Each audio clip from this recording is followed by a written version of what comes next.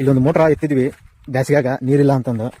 ಇವಾಗ ನೀರೆಲ್ಲ ತುಂಬ್ಕೊಂಡ್ಬಿಟ್ಟಿದೆ ಮಳೆ ಚೆನ್ನಾಗಾಗಿ. ಇವಾಗ ಬೋರು ಇಳ್ಸಕ್ ಬಂದಿದ್ದೀವಿ. ಇದೇ ಬೋರು ಫುಲ್ ನೋಡಿ, ಮಕ ಮಕ ಮಕ ಕಾಣ್ತಿದೆ ನಂದು, ಅಷ್ಟು ಕ್ಲೀನ್ ಆಗಿದೆ.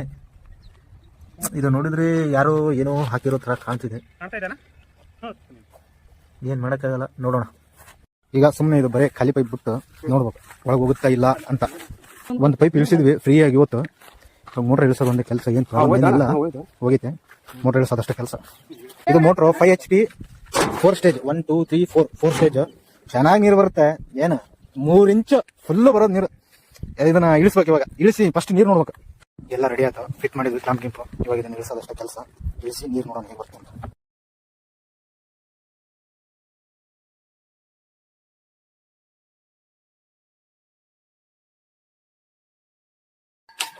ಎರಡು ಪೈಪು, ಲಾಸ್ಟ್ ಪೈಪ್ ಇದು ಇಳಿಸೋದು.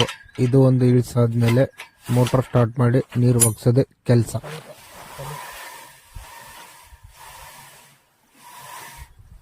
ಈಗ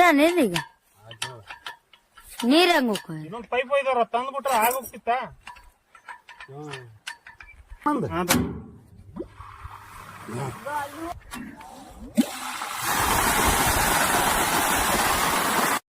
ಹತ್ತತ್ರ 6 ಫೀಟ್ ಮುಂದಕ್ಕೆ ಹೋಗಿತ್ತೈತಿ ನೀರು.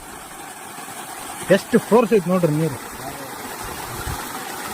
ರೈತರಿಗೆ ಈ ತರ ನೀರು ಸಿಕ್ತಿದ್ರೆ ಅದು ಏನು ಕೋಟಿ ಟನ್ ಬಂಗಾರ ಸಿಕ್ಕಿದ್ಕಿಂತ ಹೆಚ್ಚಿಗೆ. ಬಹಳ ದಿವಸ ಆಗಿತ್ತು ಮೋಟರ್ ಬಂದ್ ಮಾಡಿ ಬೋರ್ ಮುಚ್ಚಿಟ್ಟಿದ್ದೀವಲ್ಲ, ಹಾಗಾಗಿ ಯಾರಾದ್ರೂ ಏನಾದ್ರೂ ಹಾಕಿದ್ದಾರೆ ಅಂತ ಅನ್ಕೊಂಡಿದ್ವಿ. ಬಟ್ ಯಾರು ಏನು ಹಾಕಿಲ್ಲ.